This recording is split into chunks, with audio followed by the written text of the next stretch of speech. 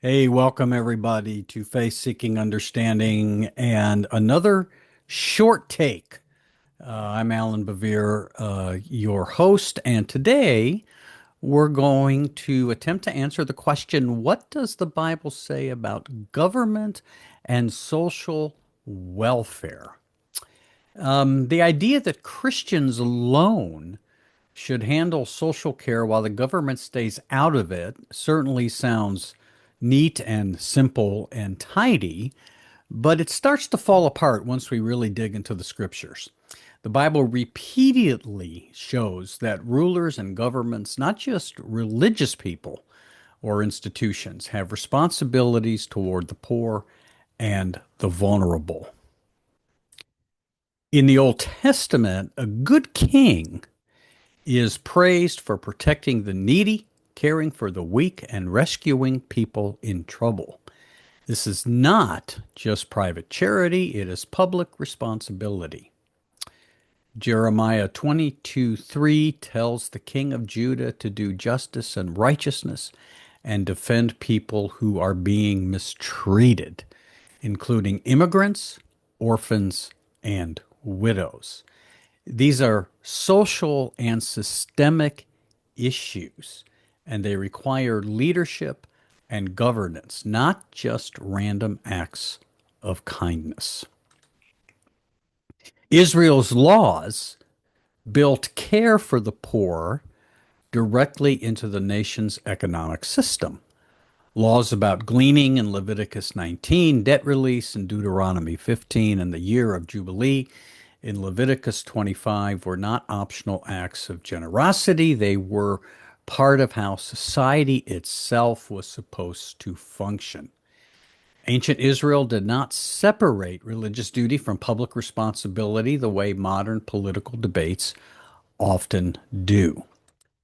In fact, the prophets push this even further. Isaiah 1:17 tells the people to seek justice, to rescue the oppressed, to defend the orphan, and plead for the widow. This message was aimed at society as a whole, especially its leaders. When kings ignored the poor and abused their power, the prophets condemned them. They did not excuse them by saying, well, that's the temple's job. Now, I know that there will be people who say, well, Israel was God's people, and so they were special, and therefore they were required uh, to take care of the people, but God had no expectation of other nations. Well, folks, not so fast on that one. The prophet Ezekiel indicts the city of Sodom, yes, the city destroyed by God in Genesis, indicts the city of Sodom with neglecting the poor and needy. Here's what Ezekiel 16:49 says: Behold, this was the sin of your sister Sodom. She and her daughters had arrogance, abundant food, and careless ease, but she did not help the poor and needy.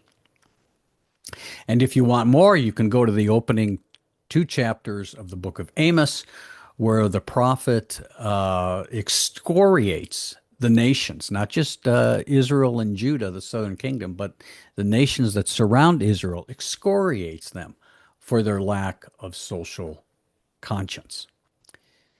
Now, the New Testament continues this line of thinking. Romans 13:1 through 7, the famous passage that some people like to take out of context to say that God chooses leaders and we should blindly obey government. I have another short take on that if you're interested. But in Romans 13, Paul describes governing authorities as God's servants. That's not the same thing as being chosen by God, but they are God's servants who are supposed to promote good and restrain evil. Now, Paul doesn't lay out any kind of modern welfare system, but in the biblical worldview, caring for vulnerable people was always tied to justice in the common good. In other words, when Paul says to promote good, that the government's job is to promote good and restrain evil, he's got in mind social welfare as well as other things. The responsibility was never limited to communities alone. And then you have Jesus, who is constantly focused on the least of these, the most vulnerable in his teachings and his parables. And of course, we have the parable of the sheep and the goats in Matthew 25. Notice it's the nations that are judged, it's the nations that are separated, as a shepherd separates sheep from the goats. Jesus, and of course, they're judged by what they did and didn't do for the most vulnerable. Jesus criticized systems that were both political and religious, and you cannot separate them. In Jesus' day, as we like to do today, he criticizes those who ignore the poor and the powerless. In his day, the religious leaders were also political leaders. It's interesting to note that Zacchaeus in Luke 19, when he repents, he responds to Jesus responds to economic injustice, not simply by telling people to hand it off to someone else, but Zacchaeus himself, who is a Roman tax collector, responds with making things right. Now, none of this takes away from the church's mission. Absolutely, the church has a mission to be in ministry to the most vulnerable, a mission that we often neglect, even though it's at the central focus of the New Testament. You have the early church in Acts chapter 2 through 6. They shared resources, they fed widows, they cared for the people in need. Compassion absolutely belongs at the center of Christian life. So this does not take away the responsibility of the church, but Scripture never says governments are off the hook while the church carries the entire burden alone.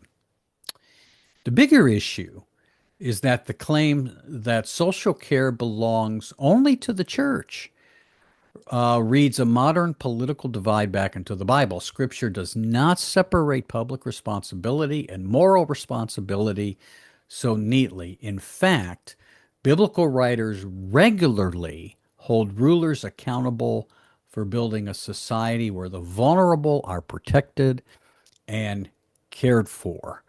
So when Christians argue that these kinds of things are not the job of the government, they simply have not spent enough time in the Scriptures to see what it is that God requires of those who would lead societies and communities, but also what God requires of those of us who are followers of Jesus and in the church. So, friends, that's your short take for today. Remember to give thanks to God and to drink some really good coffee and to find good trouble. So, take care.